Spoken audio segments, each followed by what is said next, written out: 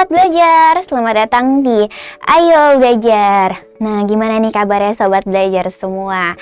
Kalau mau mengawali hari, harus dengan semangat ya Sobat Belajar. Walaupun pasti ada sedikit sedih, tapi Sobat Belajar harus semangat. Ingat, kalau misalnya lagi bad mood, Sobat Belajar coba lihat muka Sobat Belajar di cermin, pasti nggak enak dilihat dong.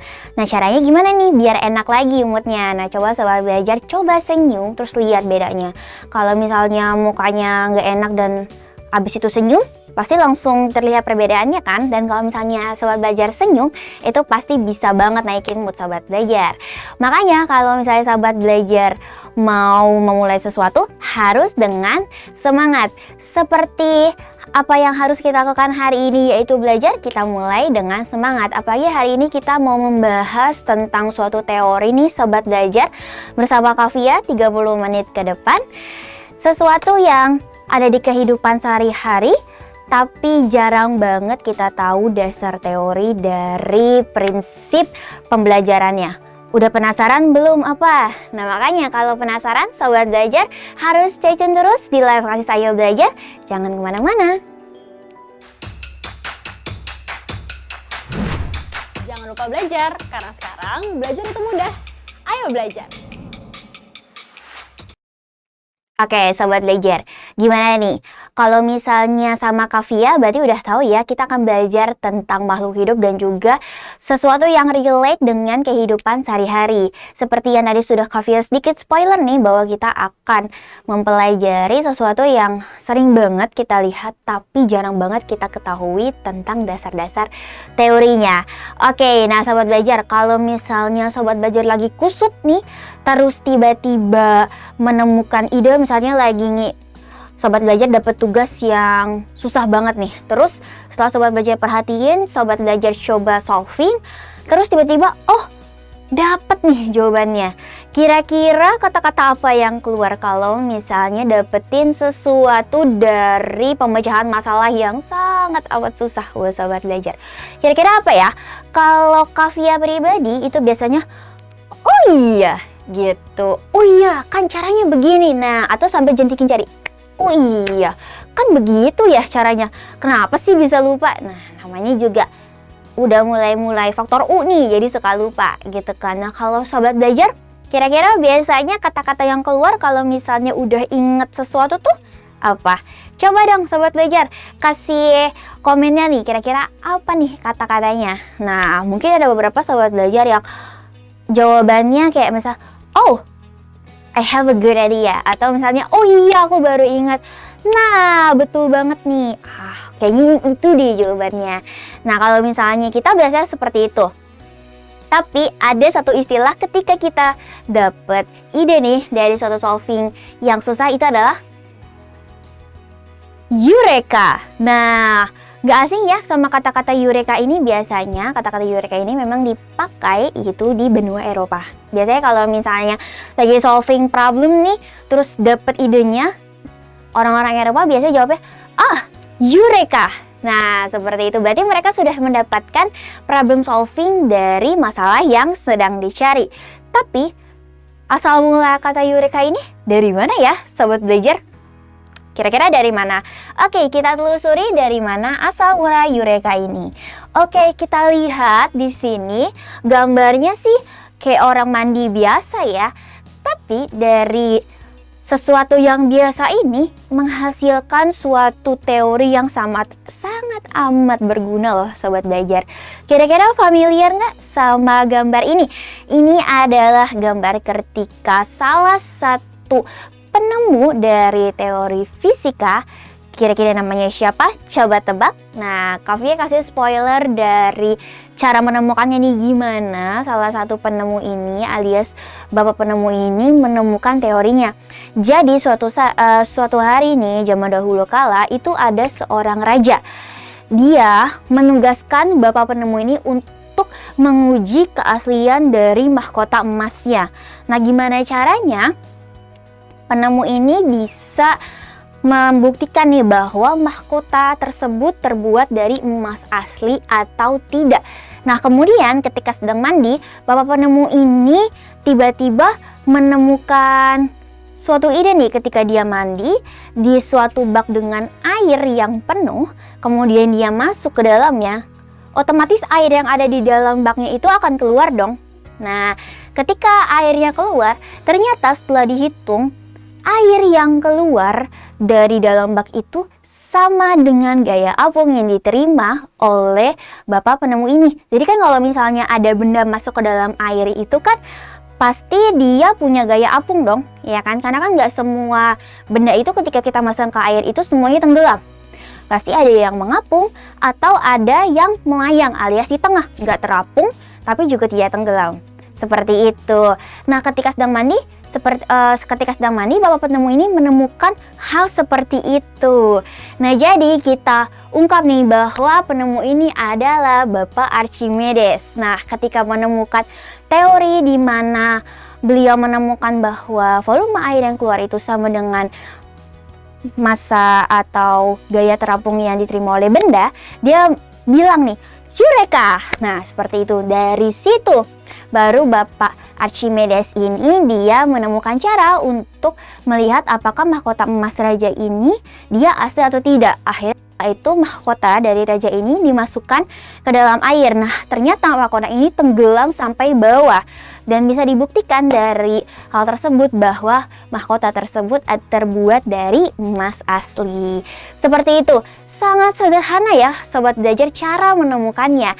Nah, makanya sekarang teori dari Archimedes ini bisa kita simpulkan dia berbunyi seperti ini.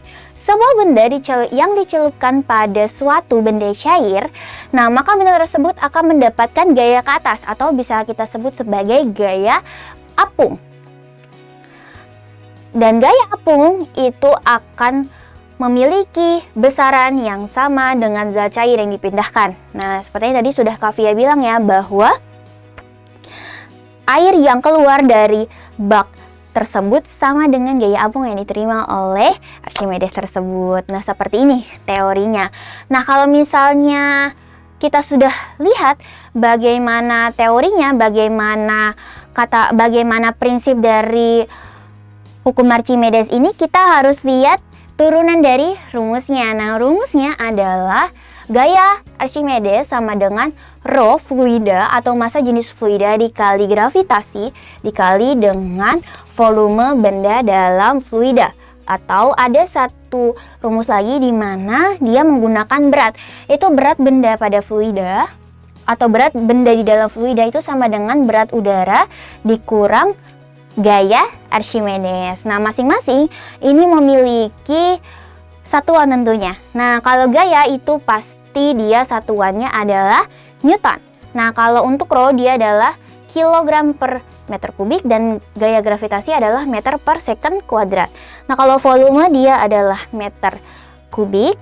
Nah, berat benda dan juga gaya itu memiliki satuan yang sama, yaitu adalah apa? Newton. Nah, seperti itu. Nah, kalau Sobat Belajar perhatikan dari rumusnya ini kelihatan ya. Tadi kan teorinya dikatakan bahwa volume air yang keluar itu sama dengan gaya apung yang diterima oleh benda. Nah, kita lihat di sini gaya Archimedesnya sama dengan rho GV. Berarti gaya Archimedes itu sebanding dengan volumenya. Seperti itu ya. Itu kata kuncinya. Oke? Gaya Archimedes sebanding dengan volume berat benda pada fluida atau berat air atau volume air yang keluar. Seperti itu ya kata kunci dari hukum Archimedes. Oke.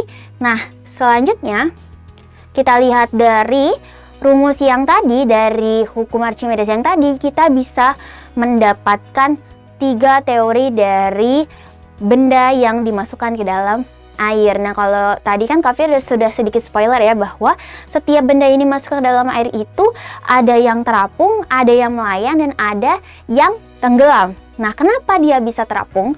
Kenapa dia bisa tenggelam? Kenapa dia bisa melayang? Kalau misalnya secara logika, kalau bendanya berat itu pasti dia tenggelam. Kalau misalnya bendanya dia ringan, itu pasti dia terapung. Nah, seperti itu ya secara logikanya. Tapi secara fisika itu adalah ketika bendanya terapung, berarti gaya Archimedesnya itu lebih besar dibandingkan dengan berat benda. Makanya dia bisa menahan benda tersebut. Seperti itu. Nah, kemudian ketika bendanya melayang alias ada di tengah-tengah, tidak terapung dan juga tidak tenggelam, berarti gaya Archimedesnya sama dengan berat bendanya. Seperti itu. Nah, kemudian ketika bendanya tenggelam, berarti gaya Archimedesnya lebih kecil dibandingkan berat bendanya. Berarti airnya tidak dapat menampung atau menahan benda tersebut sehingga bendanya tenggelam sampai ke dasar. Selain bisa dikaitkan dengan gaya Archimedes, untuk teori benda tenggelam ini bisa kita kaitkan dengan massa jenis. Sudah tahu ya, massa jenis itu berarti rumusnya adalah massa per volume. Ketika bendanya terapung berarti massa jenis bendanya lebih kecil dibandingkan massa jenis air. Makanya tadi bendanya bisa ditahan oleh air. Nah, kemudian jika bendanya melayang berarti rho bendanya atau massa jenis bendanya sama dengan massa jenis air. Seperti itu. Dan yang terakhir, ketika bendanya tenggelam, berarti massa jenis benda itu lebih besar atau lebih berat dibandingkan massa jenis air. Makanya airnya tidak bisa menahan bendanya. Seperti itu. Oke? Begitu ya sobat belajar. Kalau misalnya sobat belajar perhatikan, ini berbanding terbalik. Jadi kalau misalnya dia terapung, berarti justru si gaya Archimedesnya yang lebih kecil, ya kan? Nah, kalau misalnya pakai rho, dia berarti massa jenis bendanya yang lebih kecil. Pakai logika aja. Jadi kalau misalnya, dia tenggelam, berarti dia berat. Berarti rho bendanya lebih besar daripada rho airnya. Seperti itu. Jadi kita bisa pakai logika, tidak perlu menghafal setiap rumusnya. Begitu ya kuncinya sobat belajar. Oke, hukum Archimedes masih easy peasy lah ya soal belajar di rumah kan, pasti pinter, pasti cepet banget nangkep. Oke? Nah, selanjutnya ada lagi namanya hukum Pascal. Nah, kalau yang ini pasti sahabat belajar udah sering banget lihat aplikasinya di kehidupan sehari-hari. Kira-kira apa ya? Coba kita tebak dari hukum Pascalnya dulu. Gimana sih bunyinya hukum Pascal? Kita lihat ya, bahwa tekanan yang diberikan pada suatu fluida di ruang tertutup akan diteruskan sama ke segala arah. Kuncinya di mana? Berarti ketika ada tekanan yang diberikan pada suatu fluida di ruang tertutup ya, akan diteruskan sama besar ke segala arah. Berarti tekanan dia akan memiliki tekanan yang sama ke segala arah. Kira-kira udah tahu belum? Kira-kira aplikasi dari hukum Pascal ini apa ya? Kalau misalnya Kavia bisa jelasin sedikit nih, yang simpelnya, kalau misalnya sobat belajar niup balon, ya, niup balon nih, kita tiup balon, nah terus abis itu kita pencet balonnya nih di bagian sini, berarti nanti kan akan ngecil ya, kan akan kecil di bagian sini. Nah nanti berarti udaranya kan akan masuk ke dalam sini, ya kan, udaranya akan menyebar di balon yang tidak kita tekan. Nah, sama seperti itu prinsipnya. Kira-kira udah tahu belum? Apa ya?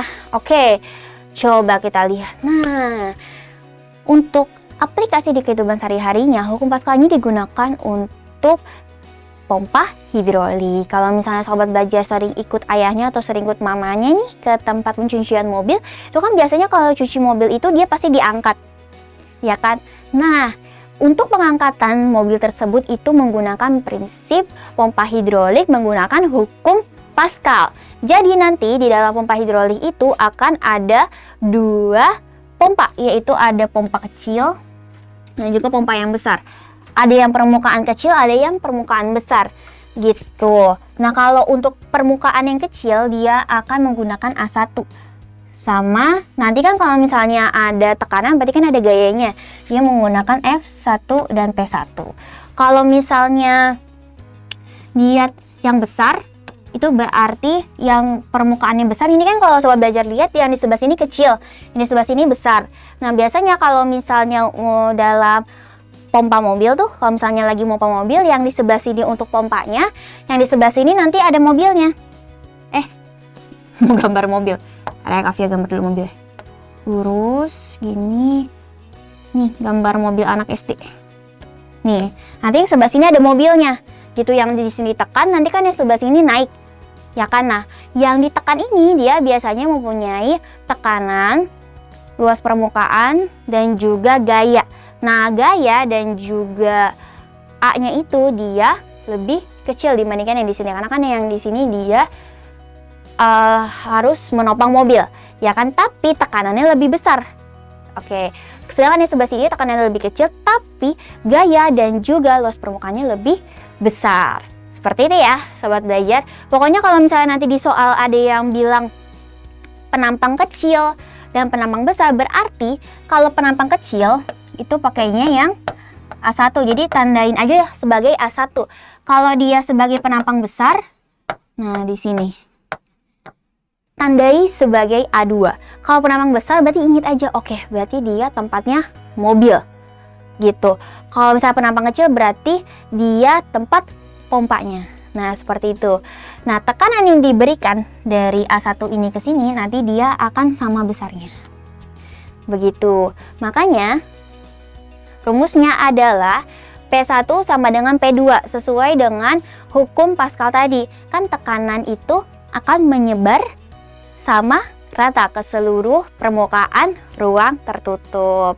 Makanya tekanan P1 dan tekanan P2, Kavia ralat ya, tekanan P1 dan tekanan P2-nya sama. Beda, hanya beda di penampang dan juga gaya. Nah, seperti itu. Nanti kalau misalnya diturunkan rumusnya jadi seperti ini. Ya, karena kan rumus tekanan P sama dengan F per A. Sudah tahu ya, kalau misalnya P itu adalah tekanan dengan satuan Pascal, F adalah gaya dengan satuannya F, kemudian satuannya Newton, kemudian A-nya itu satuannya adalah meter persegi. Oke, seperti itu ya. Nah, kita selanjutnya ada lagi nih rumus turunannya. Nah, yaitu nanti ada keuntungan mekanis F2 per F1 dan juga ada yang volume. V1 sama dengan V2 ini kalau misalnya yang diketahui adalah volumenya, tapi sama saja. Oke, ini rumus tambahannya ya. Oke, jadi kita udah dapet tadi berapa rumus tuh. Ada hukum Archimedes tadi dengan rumusnya FA sama dengan rho dikali G dikali V atau volume. Kemudian untuk hukum Pascal kita menggunakan P1 sama dengan P2. Nggak afdol ya kalau misalnya kita belajar tentang fisika tapi tidak mencoba latihannya. Kita lihat nih seberapa paham sih sobat belajar tentang pembelajaran hari ini. Pasti banget sobat belajar itu pasti bisa. Kavia yakin banget. Oke, kita lihat sekarang soal pertamanya. Sebuah benda terapung pada zat cair yang massa jenisnya adalah 800 kg per meter kubik. Kita tulis di sini berarti massa jenis Wida ya sama dengan 800 kg per meter kubik.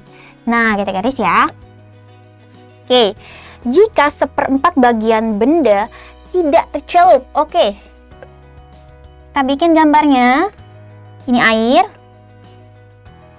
Di sini ada benda. Nah, 1/4 bendanya tidak tercelup. Otomatis yang ada di sini dia 1/4. Oke, kita tulis dulu ya. Berarti volume benda widanya adalah 1/4 volume benda. Oke, 1/4 bagian. Nah, terus maka massa jenis bendanya adalah massa jenis bendanya. Yang ditanya adalah massa jenis benda. Oke, kalau tadi di hukum Archimedes itu kan volumenya, volume benda itu sama dengan volume air yang keluar, ya kan? Nah, makanya kita menggunakan rumus rho benda di dalam fluida sama dengan rho benda. Nah, kan tadi rho itu rumusnya seperti yang kita tahu ya, adalah M per V. Oke, M per V. Nah, berarti kita cari di sini. M per V. Oke. Sama dengan M per V. Sorry.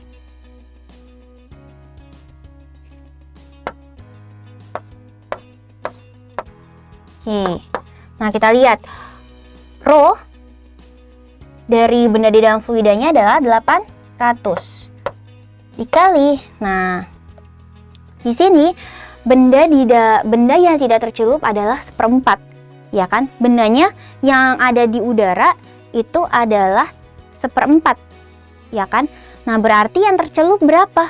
Kan kita harus nyamain nih. Yang di sini kan rho benda dalam fluida.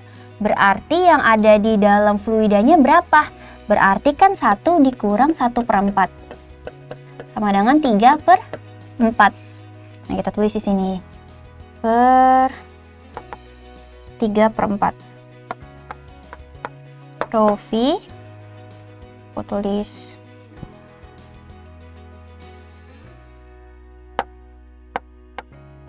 3/4 PB.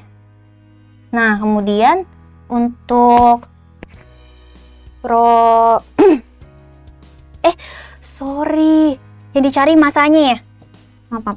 Gue kok terus sorry sobat belajar. Ternyata dicari masanya, aku malah ngitung rho-nya. Sorry. Oke, karena rho-nya sudah diketahui, kita ulang lagi ya dari awal ya. Berarti kan rho-nya udah diketahui. Nah, berarti yang dicari adalah masanya. Berarti MB sama dengan MBU. Oke. Sorry ya. Berarti rumusnya rho dikali V sama dengan rho dikali V juga. Nah, oke, baru ketemu. Nah, berarti rho-nya adalah 800 dikali tadi 3/4, yang di dalam fluidanya 3/4, karena kan di sini massa benda di dalam fluida sama dengan massa benda. Nah, ini adalah 3/4 PB. Nah, terus rho air kan 1000. Oke, dikali dengan 1/4 bagian. Oke, 1/4 VB. Rho-nya nggak ada. Rho dikali VB. Oke. Nah, sekarang kita lihat. Ini ada VB dan ada VB. Kita coret. Ini ada 800. Berarti rho-nya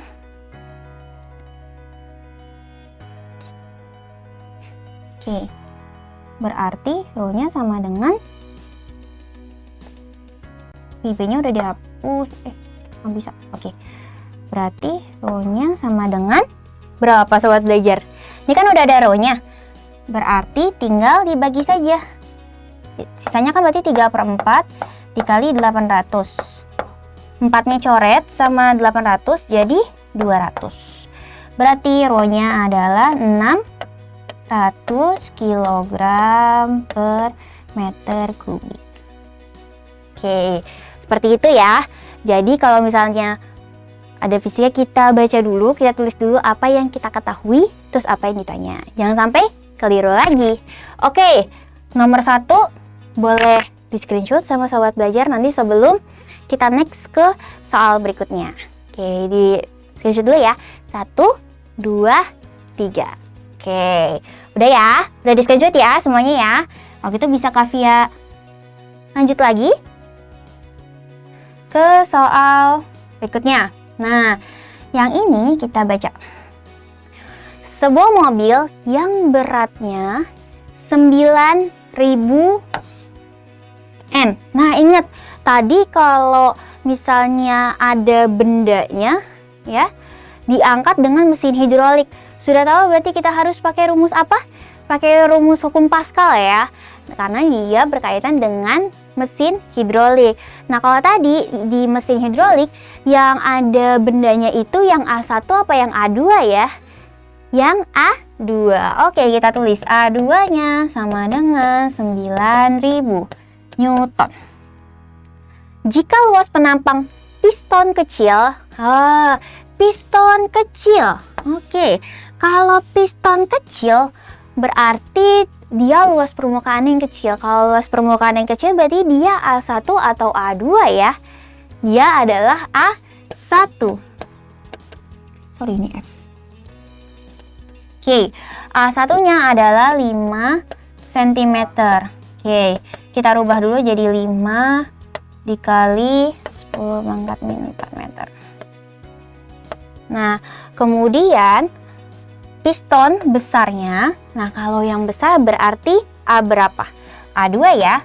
A2 sama dengan 0,02 meter kuadrat. Kalau kita ubah jadi desimal, ubah jadi pangkat, 10 pangkat min 2. Oke, nah yang ditanya adalah berapakah besar gaya yang harus diberikan pada piston kecil? Berapa nih gaya yang harus diberikan pada piston kecil biar nanti piston yang besarnya bisa naik ke permukaan, bisa menaikkan mobil ke permukaan. Berarti yang ditanya adalah F2. Berapa sih F2-nya? Nah, tadi rumusnya apa? Tekanan yang diterima dari piston kecil sama dengan piston yang besar. Turunannya apa? Berarti kan P sama dengan F per A. Berarti langsung saja F1 per A1 sama dengan F2 per A2. Tinggal kita masukkan F1-nya yang ditanya. Ini F1-nya yang ditanya. Oh, pakai salah nulis ya, sorry. F1 per A1-nya adalah 5 dikali 10 pangkat min 4.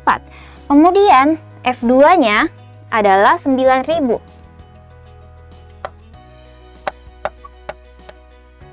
Kita jadiin pangkat ya. 9 kali 10 pangkat min 3 per 2 kali 10 pangkat min 2. Udah deh, tinggal kita cari. F1 sama dengan 9 dikali 10 pangkat min 3 dikali 5 kali 10 pangkat min 4 per 2 kali 10 pangkat min 2. Oke, tinggal kita coret. 9 dibagi 2, 4,5. 4,5 dikali 5 adalah 225 Newton. Setelah kita pangkatkan semua pangkatnya. Jadi jawabannya adalah yang A. Oke, kesempatan terakhir buat screenshot. 1, 2, 3. Oke, sudah ya soal belajar. Tadi kita sudah membahas tentang hukum Pascal dan juga hukum Archimedes. Kita banyak sekali aplikasi dari kedua hukum tersebut di dunia nyata. Makanya semuanya jangan pernah malas belajar dan jangan lupa belajar. Karena sekarang belajar mudah, ayo belajar. Jangan lupa belajar, karena sekarang belajar itu mudah. Ayo belajar!